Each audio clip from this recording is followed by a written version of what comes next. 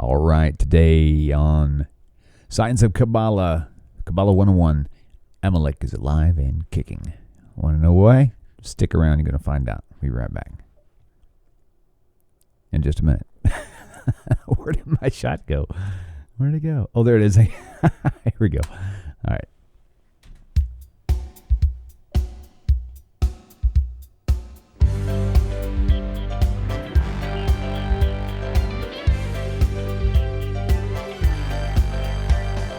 Welcome to Tanakh Talk. I'm your host, William Hall, broadcasting live out of Kingsland, Texas, USA, with another episode number 15 of Science of Kabbalah, Kabbalah 101 with Rav Yitzchak Michaelson. Today, we're discussing Amalek and why is that sucker still around. Rabbi, welcome back. It's such a pleasure. Thanks. Yes, nice sir. to be here as always. Wonderful, wonderful, wonderful. Yeah, that's...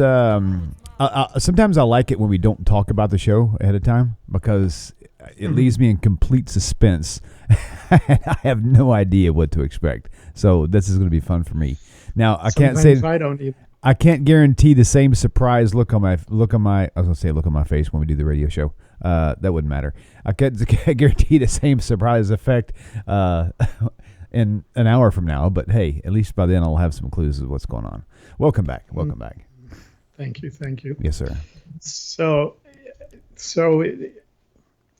there's so much to talk about when you discuss Amalek, but it really is related to what's going on in the world today, and not just what's going on in the world, but we just finished up this past Shabbat, yesterday, Shabbat Zachor, the Shabbat of Remembrance. And Shabbat Zachor is always the Shabbat before Purim. And Purim this week starts on Wednesday night at sundown. So Thursday is Purim. And Amalek, of course, is very connected to that holiday because we know that Haman, or Haman, is a descendant of Amalek. But so when we go back to Shabbat Zachor, why is it called Shabbat Zachor? Because two things are read specifically in Shabbat Zachor. We have a special maftir portion, which is the last reading of the Torah. There are people are called up for an aliyah to the Torah, and there's 7 of them, and there's a maftir, which is the last. And the maftir is 3 verses that are related to remember what Amalek did to you on the way when you came out of Mitzrayim. And the idea of how Amalek came and attacked the weak people in the back of the line, so to speak, leaving Mitzrayim. And then the Haftorah is from Shmuel Aleph, from 1 Samuel, chapter 15, where you have the whole story of Shmuel HaNavi, the prophet Samuel, goes to King Shaul, King Saul, and tells him that based on this idea that what Amalek had done, that now because King Shaul has been anointed as king by Hashem, that Hashem calls him now to go and destroy all of Amalek. And he says, don't just destroy Amalek, but destroy the people, destroy the babies, destroy the animals, destroy everybody. And we know, of course, I'm not going to go read the entire story, but if people want to know the basis of the story, they can read 1 Samuel chapter 15 and they'll see it.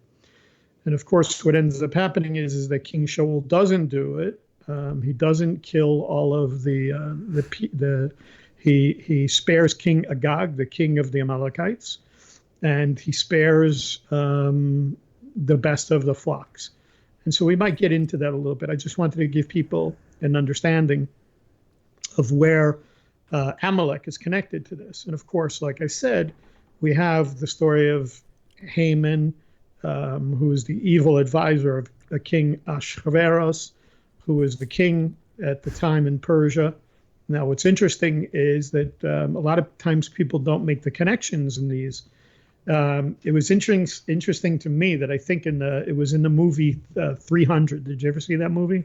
Yes, that 300? Animated. It was like all digitally done. Yeah, with Gerard Butler. Right. So the king in that, Xerxes, is actually the same. That's Ahasuerus.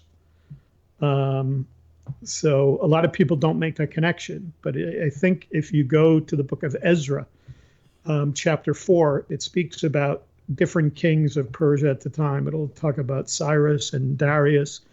But it's believed that Ahasuerus is Xerxes, the king of Persia at the time. And there are different opinions as the timing, but most of our commentaries, most of Chazal agree that this would have taken place around the Second Temple period.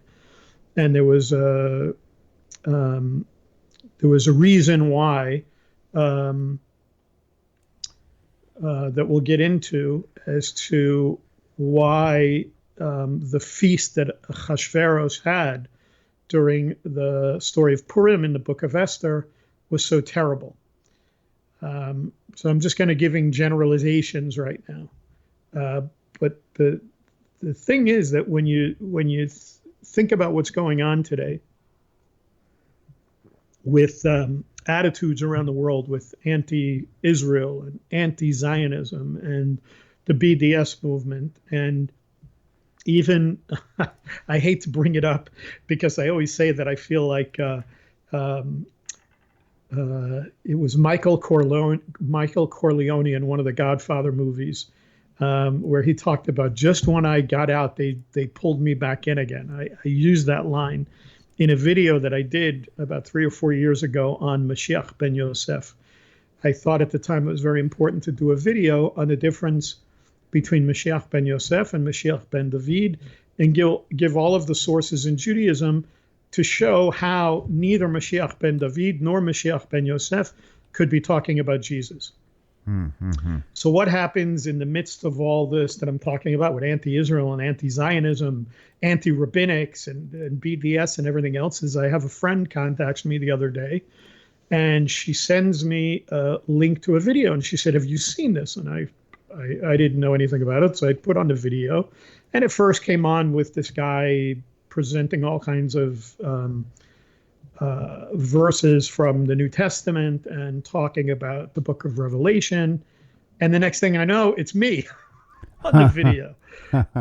And out of a 20-minute video that this Christian guy did, he took 15 minutes of the 20-minute video of my presentation on Mashiach ben Yosef and did a whole presentation on how the Jewish rabbis, first of all, he says, "I'm not a rabbi." Right. Talking about me. He says, "This guy's not a rabbi." But then he presents me and calls it what the rabbis teach on the two messiahs.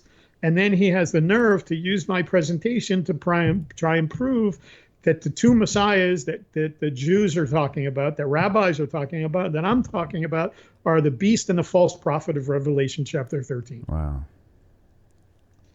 And I think to myself, wow, you don't get any more anti-Jewish, anti-Israel, and yet these are the people that that want us to believe that they love the Jewish people, and right. and so, as much as I try to get out of the counter-missionary aspect of the work that I used to do, I always get drawn back into it somehow. Right, so. Right. That's funny. So with that said, the thing that really jumped out at me, at least from a Kabbalistic perspective, and of course the show is, we always try to base the show on Kabbalah, is something that we see very interesting. And this is the reason why I brought up that particular video about Mashiach ben Yosef. What we see most of the time is that if you have a lack of understanding of the Hebrew language or the Aramaic language, you can miss a lot. You can miss a lot, not only as somebody who is coming new into the Jewish perspective, whether it's somebody that's returning to Judaism or it's somebody who's attaching themselves to Judaism through Sheva Mitzvot B'nai Noach, or whatever it is. The truth is that if you don't understand the Hebrew language and you don't have the ability to interact with Aramaic, there are things that you automatically miss because you don't know the language.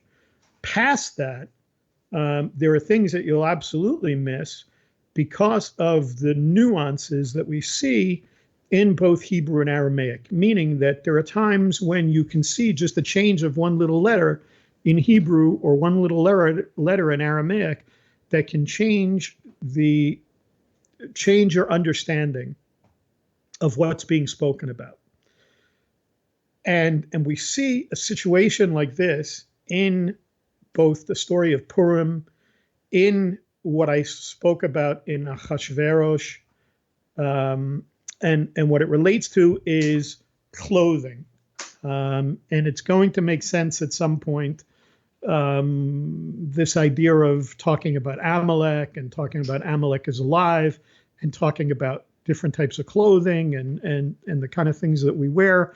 Because in Kabbalah, we're talking about not just physical garments, but we're talking about garments spiritually as well.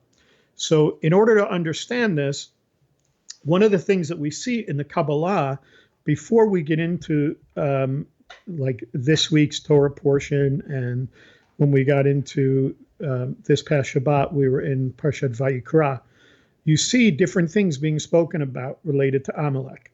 And one of the things that we see goes even back to Gan Eden. It goes back to the Garden of Eden, back to Adam and Chava. And it goes back to that idea of understanding biblical text and understanding Hebrew and understanding Aramaic. One of the things that it talks about is it talks about Adam and Chava and what they were like when they were first created. And I think you and I might have touched on this early on when we first started doing the show. Right. We talked about early on the science of Kabbalah, and we talked about the introduction of light into the universe, and we discussed the introduction of man and woman into the universe, and we might have talked about how they looked, how they appeared, what they were clothed with. Now, why is this interesting? It's interesting because when you look at this, when you look at when they first appeared, we say that they were clothed in light. Do you remember us speaking about that maybe Yes. at the beginning? Yes, vaguely. Okay, so we talked at them, right. We talked about them being clothed in light. And the Hebrew word for light is or. Aleph, Vav, Resh. Or means light. And it said that they were spiritual beings, so to speak, that they didn't possess actual skin. They didn't have flesh and bones. And there are different opinions about this. Now, the interesting thing is that if you spell that same word, or, with an ayin, it's the Hebrew word for skin. So, or Nice. with an aleph, aleph vav resh is light. But if you spell it with an ayin, then it's the word for skin. And what we know is that after they had eaten from the fruit of the tree of the knowledge of good and evil, that it says that they were provided with clothing. Because we read in Genesis chapter 3, verse 21, and it says, and Hashem made garments of skin. He made or, with an ayin, for Adam and his wife, and he clothed them. So, we see this kind of divine punishment that came upon them as a result of not doing what they were supposed to do. Okay, and they went from being these spiritual beings that were clothed in light into beings that were clothed with skin, with one little exception in the way that it's spelled. Now, again, immediately after their sin of eating, okay, we know that they're no longer naked, and they perceived that they were naked. They were the ones that perceived that they were naked, and it says that they sewed together fig leaves, making themselves kind of covering their nakedness. Okay, but we see that it was Hashem that actually made them skins, that gave them physical skin, or with an ayin, as we said. Now, there's different opinions. I've often quoted the Avram Ibn Ezra, who was just called Ibn Ezra, as he was one of the major Spanish biblical commentators. And he gave a couple of different opinions.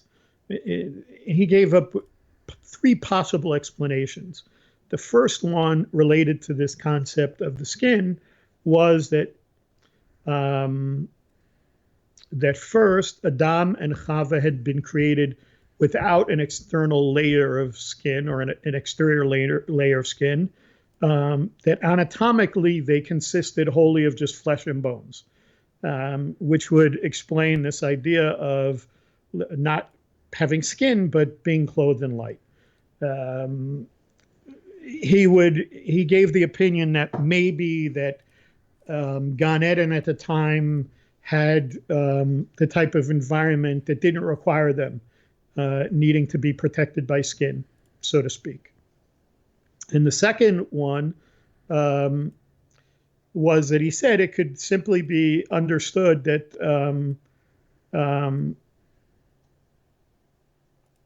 that they had garments to cover their skin.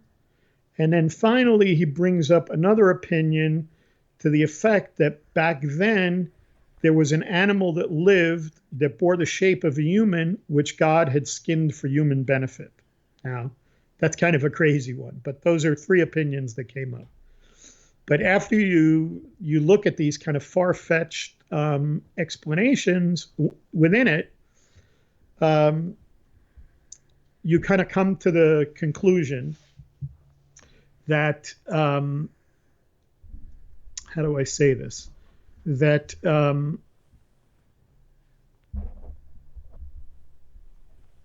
that based on the verse that we read in chapter 3, verse 21, that it was Hashem that made for Adam and Chava garments of skin. So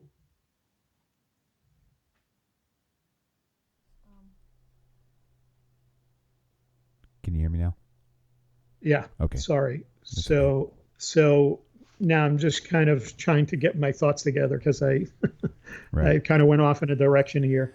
That's okay. I had a lot of questions too.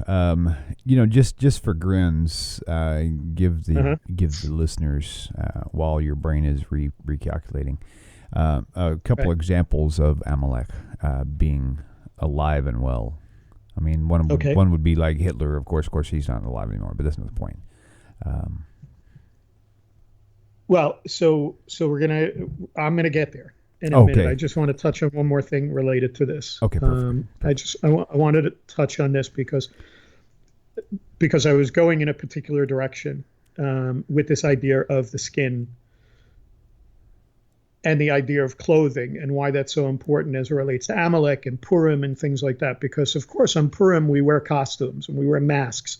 And so we're kind of wearing a different dress, so to speak. And the reason why I brought up Achashverosh and why I brought up this idea of the difference between ore and skin is because one of the things that's said about Achashverosh is that when he was having this feast of Purim that we read about in the book of Esther, it was said that he changed his clothing. And what was the clothing that he wore? If you believe that he's Xerxes, and if you look at Ezra chapter 4, and you see that, of course, this was a king of Persia that had kind of sacked Jerusalem at the time, it's said that what he was wearing was the clothing of the high priest. Okay? So in a way, he was mocking the Jewish people. And yet there were many Jewish people, William, that were at that feast.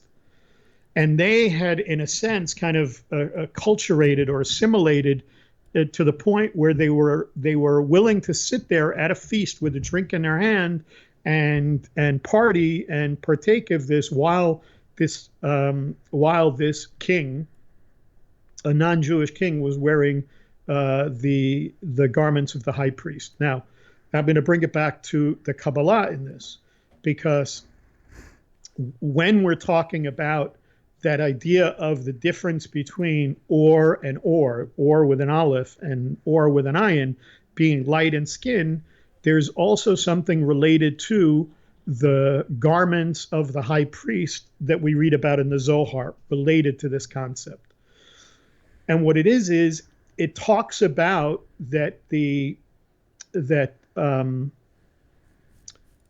special clothing that was worn by Aharon when he was Kohen Gadol, when he was the high priest, when officiating in the Mishkan, which we just read about over the last several weeks, before we got into Vayikra. We were reading about the Mishkan and all of the vessels of the Mishkan. And by the way, it didn't just say that he was clothed in the vestments of the high priest, but he also was using the utensils and the vessels from the temple as well. So you can see the connection when we're talking about the Mishkan and the temple and the utensils. So it talks about Aharon officiating in these garments, okay?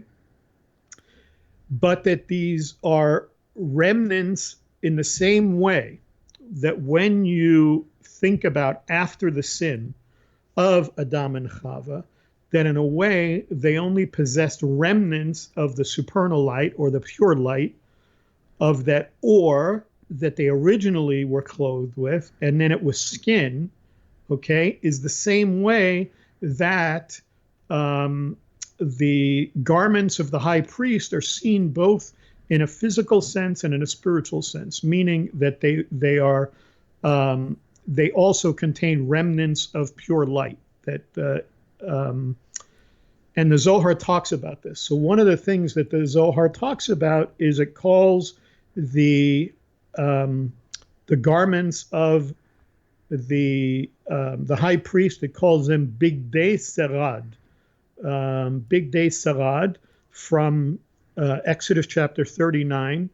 And it comes from this Sarad, spelled one way, comes from the word sarad, which is the Hebrew verb for, or the Hebrew word for survivor, but it can also mean remnants, okay? So it's talking about this idea that something was left over, or there were remnants, talking about the spirituality of those garments. In other words, that the tabernacle was an island of Shemayim, of heaven on earth, and the priestly garments consisted of remnants of light from above. So this is similarly holy, according to the Zohar, was the Garden of Eden. And so it's the idea that we're not to imagine that prior to the garments of skin made by God and for Adam and Chava, that they were utterly naked. Instead, their original garb, like that of Aharon in the tabernacle, consisted of light, which was equal to the purity of their earthly paradise. So in other words, Gan Eden was so pure that they were clothed in light, and the same way that the Kohen HaGadol, when he would go into the Mishkan, was also clothed. The whole purpose of the garments that he wore was to signify the remnants of the light, like in the Garden of Eden. So if that makes any sense. Right. And the Hebrew that we said, the words for light and skin are homonyms. Both of them are pronounced, but spelled differently, one with an aleph and the other one with the ayin. So in essence, by sinning, Adam and Chava had their garments of celestial light replaced by garments of skin, which only protected but no longer illuminated. Okay, so they went from having protection, they went from having illumination to protection. Now, when we get into the story of Purim, okay, and reading about the story of Purim in the book of Esther, we know that Esther becomes the queen over Vashti during the reign of King Ahasuerus. And as I said, they had this celebration, and they talk about him having many, many conquests. But like I said, what most people don't know is, and we learn this from the Midrashim, that he was reveling and he was wearing this costume. He was wearing the garments of the high priest. And again, that there were people there that were celebrating along with him. And we have to understand that oftentimes we are judged by how we dress, but there's the old saying that clothes do not make the man. at least not our physical clothing. And that's why I brought that up. So we saw the same thing that took place in Persia, okay, then take place again. Like you brought up the Nazis, Yimach Shimon, right. for instance. So during the time of the Shoah, this was a similar perspective to the Jews that were living in Germany before the Shoah. Because many of the people believed in being a Jew at home, but being a German on the outside. And this is kind of a schizophrenic state that when people are kind of living this dual life. And this really is symbolic of Purim by the custom that we have of wearing masks or to dress up like someone else, where the person beneath the mask is different than his public identity. In other words, I go out on the street and I walk around and people see me as one way all the time. But if I go out on Thursday and I wear a mask and I wear a costume, it's not necessarily so that people are going to recognize me right away. The point is that when we're talking about the physical and the spiritual, we can't take away from the fact that we do this in the same way spiritually. That sometimes we walk around with masks, even though we're not walking around with physical masks and physical clothing to hide who we really are. We do it spiritually. And also when we look at the Hebrew word, the Hebrew word that's used that means to dress up is the Hebrew word lechit chapesh. Okay, and it's actually a conjugation of the root lechapesh, which means to search.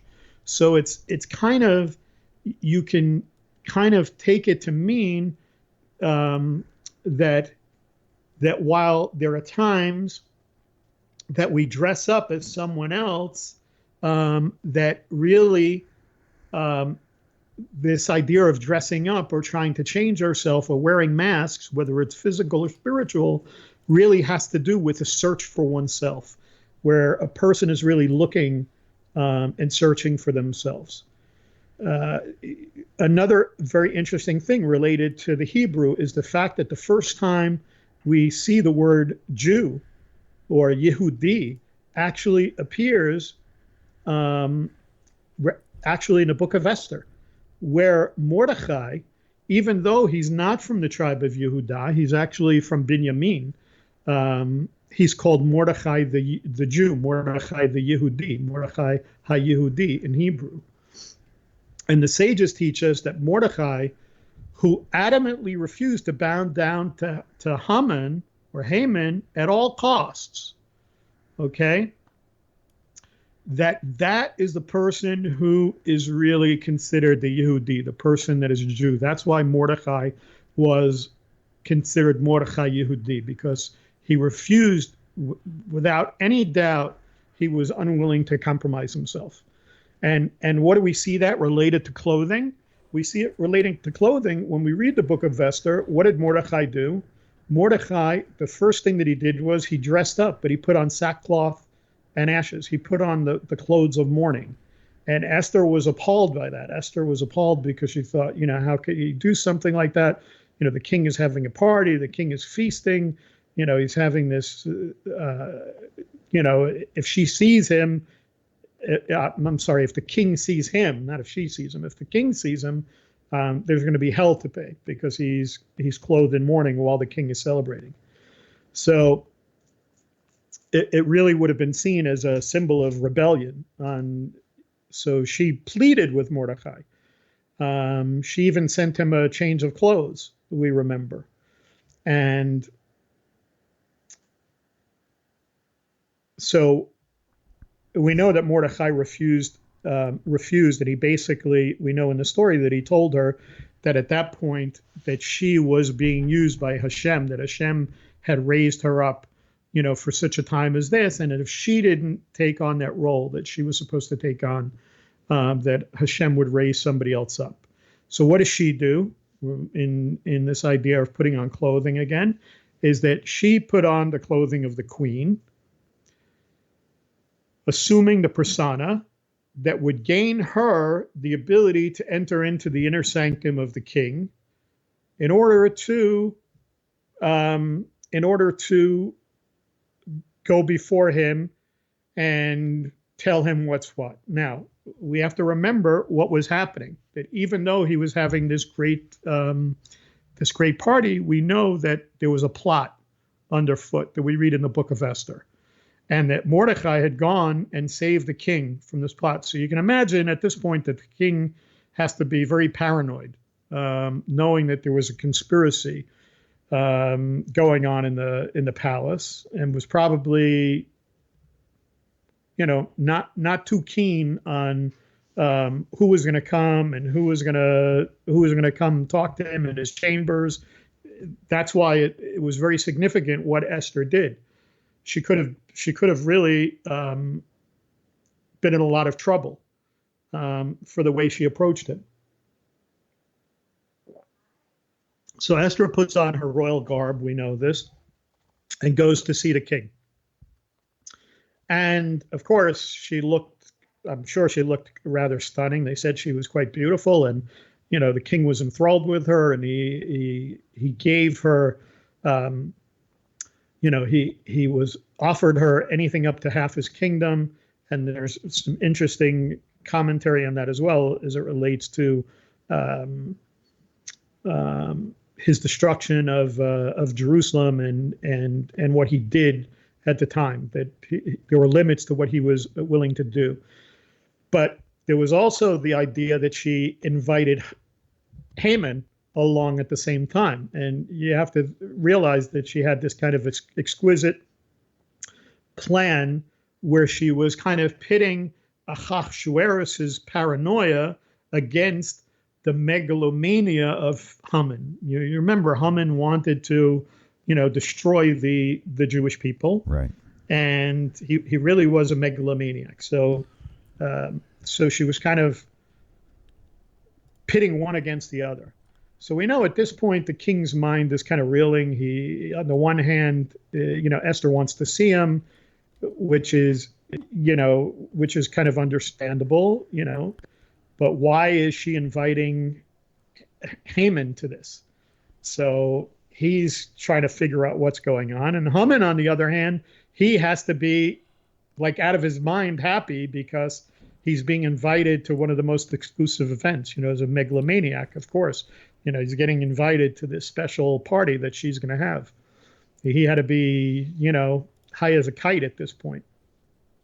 Because of course now his greatness is being recognized, and not only is it being recognized, but it's going to be confirmed for all to see, because he's getting to go to the palace, and everyone's going to see it except for the one guy who won't bow down to him, who's Mordecai.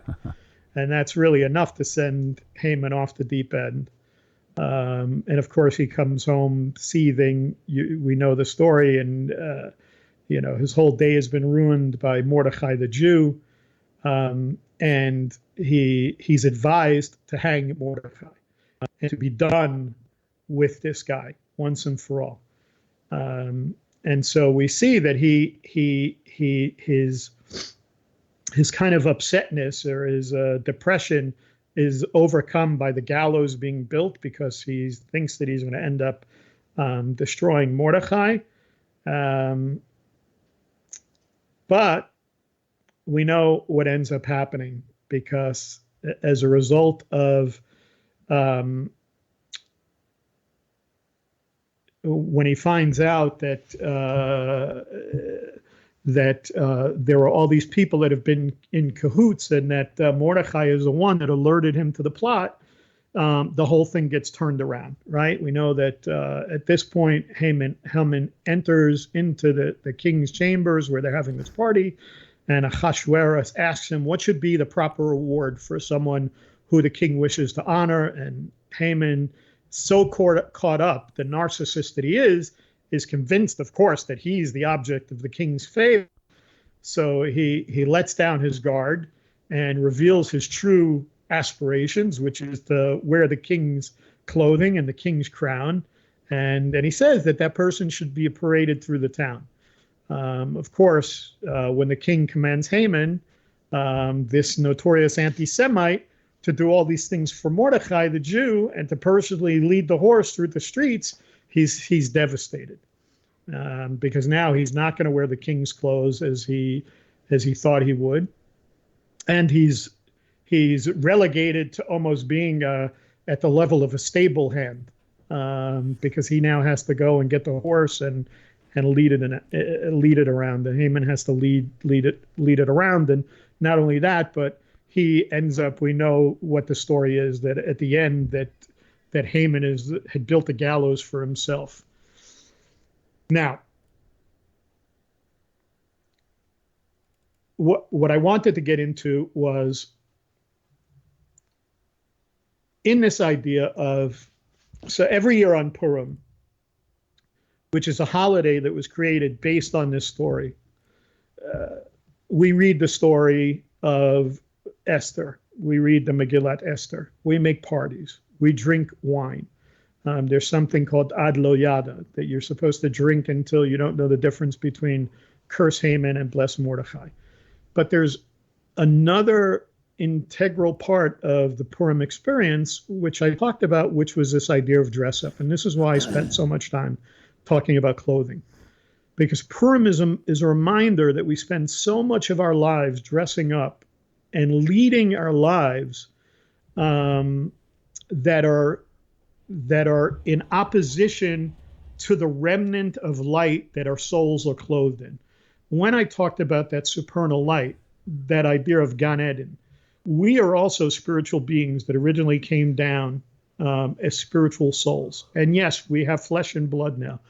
But the reason why the Zohar brings this is because we also are people who have the same way that the Kohen HaGadol had remnants of light in his clothing. In the same way that Adam and Chava had remnants. We also are people that are not only have remnants of light, but have the ability, William, to build that. We have the ability to further illuminate ourselves, that rather than dressing up ourselves in physical clothing constantly to try and hide who we really are, we have the ability to grow ourselves spiritually, to clothe ourselves in garments that produce illumination. And this is why, this is one of the big messages that we have to get across in this idea of Purim. The truth is that many people are confused about who they really are. And in effect, they wear masks all year round. And what they do is they drop the daily masks that they wear, and they wear a costume on Purim.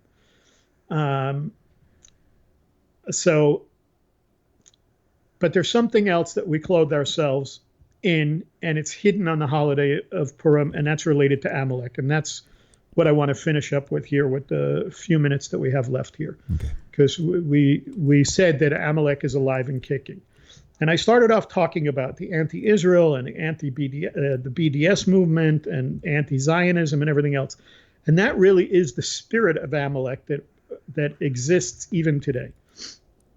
Though the name Amalek refers to a nation, because we see the Amalekites, and we see in 1 Samuel, like I said, that King Shaul was called to destroy the Amalekites and didn't. It also describes a character trait within ourselves. The same way that those Jews were willing to sit with Achashverosh, the same way that so many people during the Shoah saw themselves as Jews hiding in their houses, but nationalistic German outside of the house and not Jewish. It's kind of like what I go through. I mean, one of the things when I travel to the States every year, my mother is always concerned about me wearing a kippah and wearing tzitzit and being outwardly Jewish when I travel through these different countries. I had an Amalek experience in Frankfurt, Germany a few years ago when I was flying back to Israel, where a German federal policeman was very anti-Semitic to me. I've had it happen in Rome. I've had it happen in France when I've flown through Paris, when I've flown through Rome. All of these different places, I've seen it. And this is the spirit of Amalek that we're talking about. But it's not just the character traits that are taken on by non-Jews. it can be Jewish people that can take on the spirit of Amalek, and it can be even those people that are connected to the Jewish people, whether you're consider yourself B'nai Noach or Ger or however you want to identify yourself in being connected to Hashem, being connected to the Jewish people. You have the ability to take on and to clothe yourselves with the spirit of Amalek. Just as Amalek stood in direct opposition to the Jewish people, the trait symbolized by Amalek defies the very foundation of our divine service. And the Midrash describes the nature of this trait in its commentary on the verse that we read on Shabbat Zachor. Remember what Amalek did to you as you came forth from Egypt, how he encountered you on the way and cut down all the weak who straggled behind you. And the Midrash explains that the Hebrew word that's used for he encountered you can also be rendered as he cooled you off. The idea that Amalek represents the cold rationality which makes us question everything we do or experience. It's interesting because when the Jewish people stood at Har Sinai and received the Torah, it says they declared Na'aseh v'nishma. We will do and we will listen. We will do refers to the desire to carry out God's will, and the idea of we will listen is this idea of making an effort to understand Hashem's commandments intellectually. By proclaiming we will do first, before we say we will listen, it's said that our ancestors implied that they would fulfill God's will without hesitation or doubt, whether they understood it or not. By the same token, our commitment to the Torah must at all times be beyond the limits of our understanding. Now, here's another interesting concept. When you talk about words, and when you're talking about Hebrew, we have not only the idea that different letters can change the way you see a word, like the idea of or spelled with an aleph being light, and or spelled with an ayin being skin, and some of the other ones that we talked about. But there's also numerical values when you talk about gematria. And here's the amazing thing, taught by the Baal Shem Tov and so many other people. Believe it or not, the gematria for Amalek is the same numerical value as the Hebrew word for doubt. That's interesting. So, yeah. So Amalek, which tells us, Amalek tells us by all means accept the Torah, but wait. Consider carefully exactly how much you can study and precisely which mitzvot you can fulfill. It's kind of like don't bite off more than you can chew. Don't bite off too much. Okay? But as I said, Amalek causes doubt and it causes hesitation, which is this idea of cooling us off when it says encountered, and it could mean cooling off. It's Amalek, that doubt and that hesitation that causes us to cool off.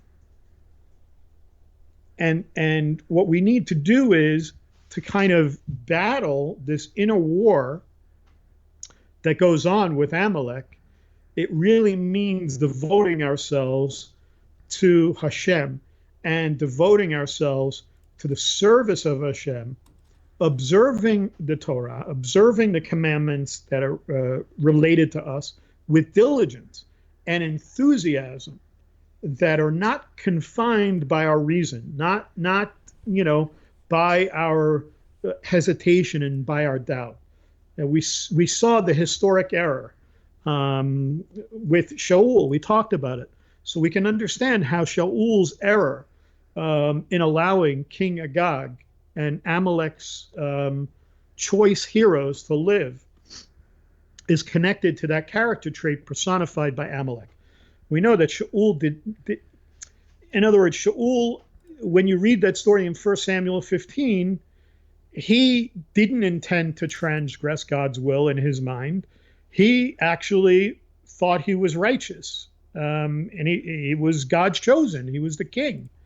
He was, it talks about him that, one of the things that the commentary describes Shaul is, it says on a verse, the commentary on a verse where it says Shaul was a year in his reign, the sages actually teach that Shaul was like a year-old child who had never tasted sin. So they're talking about, here's this great king who never tasted sin, and yet in his dealings with Amalek, he lost his mind. He lost all reason. And a couple of examples are what? The fact that he saved the herds, and what does he say to Shmuel when Samuel the prophet comes to him and tells him and rebukes him? He was going to offer a sacrifice or something, right? Yeah. He was going to save them for the sacrifices. He thought he was going to serve God. He thought he was fulfilling God's will because his intention was to offer up those animals as sacrifices. But what does Shmuel say to him? He said, "What's better? To obey God is better than sacrifice." It's one of the most famous lines we know. So we can't approach divine service. We can't approach our service to Hashem, or what we call the Kabbalah, the accepting of the yoke of heaven. We know that, and we see the difference between Shaul, King Shaul, and David Amalek in this, because we see the quality that was in King David, who described his approach completely different in the way that he approached his divine service. One of the things that we see him saying is, he says, "I have stilled and quieted myself." And in Chassidut, it points out that the word domamti, which is the word "I've quieted myself," actually shares the root. Again, we're talking about roots in Hebrew, shares a root with domayim, which means an inanimate object. In other words, David Amalek so far transcended his own self, his natural self, that it was humbled to the level of an inanimate object. In other words, he was comparing himself, rather than thinking of himself as this great king like Shaul did, and thinking that he could think outside of what Hashem had asked him to do. I'm going to do even better. It says that David Hamelech humbled himself to the point that he was almost seen as an inanimate object. So, wow.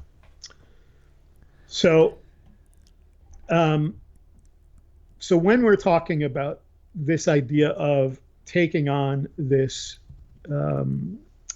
divine yoke, this Kabbalah all, this was the thing that brought about the defeat of Haman. This was the thing that brought about the defeat of this descendant of Amalek.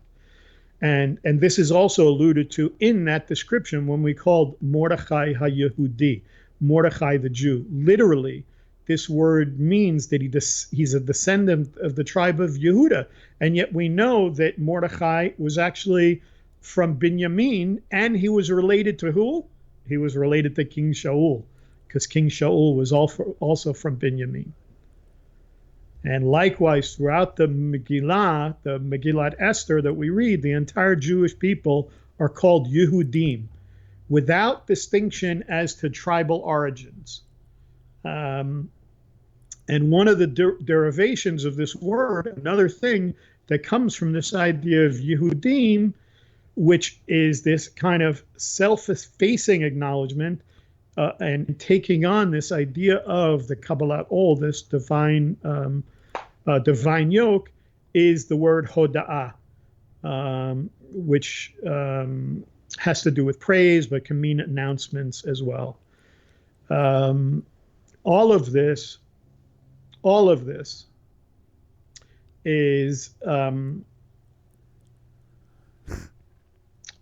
is meant to teach us that, we too are living in a time very much like the story of Purim.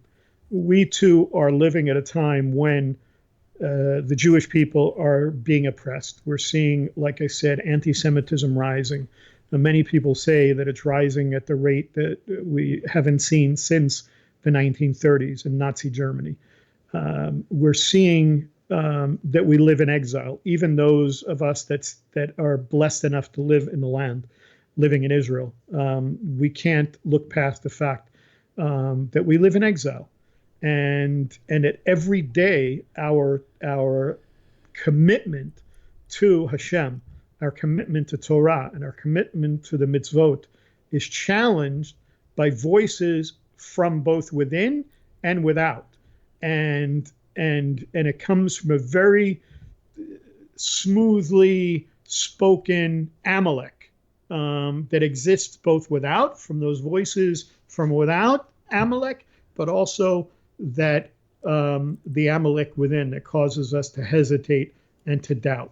So we have to see that not just in the time of Purim, when we see that there is light and joy and gladness and honor to the Jewish people, it should be not just during Purim, but this should be something that we consider all during the year. Right. And really the lesson that I wanted to bring out of this whole thing in the parsha that the parshiot that we've been talking about, and in what we've been talking about with clothing, and what we've been talking about with Amalek, and all of these, is really to communicate that the clothing that we wear has the power to communicate.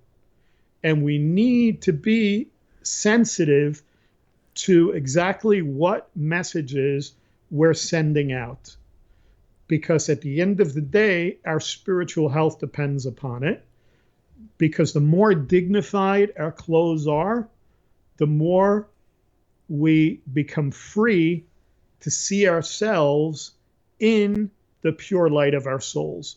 We can then look past what we see of us wearing these spiritual clothes, this physical ore, this ayin, this ore within ayin, skin, right, and recognize that when we came into this world, we were pure souls. That in Kabbalah, we're taught that we are pure holy souls. That the whole reason why the Kabbalah talks about Adam and Chava having this sared and sarad, this idea of the change in language, talking about the uniforms of the high priest having a remnant physically related to the garments of Gan Eden with Adam and Chava having remnants, that we also have the ability. Not only we have the ability because we are neshamot, because we're souls, but through the keeping of mitzvot, whether it's Sheva mitzvot b'nei Noach, or whether it's, keeping the 613 mitzvot as a Jew. If you're connected to Hashem, you have the ability to clothe yourselves in light.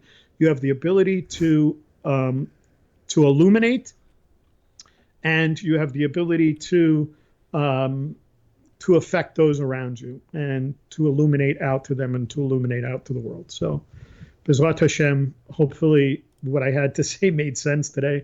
I know we touched on a lot of different things, but I wanted to get all these different aspects in. Sure. Related to clothing, related to Amalek, related to Purim, and so forth. Right. No, it was good. Pretty much every show we do, we have to go back and rewatch it a couple times. Kind of like watching Back to the Future. You can't catch everything in one show. I have to. Yeah. I have to as well, because half the times I don't even know what I say. That's funny. All right, well, good deal. All right, well, it's been a good show, so we'll go ahead and log off now. Thank you, all the viewers out there. Be sure to share and like the video on. If you give a thumbs up on YouTube, it'll help circulation a little bit better too. So, but I really appreciate you, Rab. And I just called you Rab. Rab. The Rabbi. There you go. All right, shalom, Rab, and we'll talk to you. All right, shalom. Talk to you shortly. All right, see you. Okay. Take care.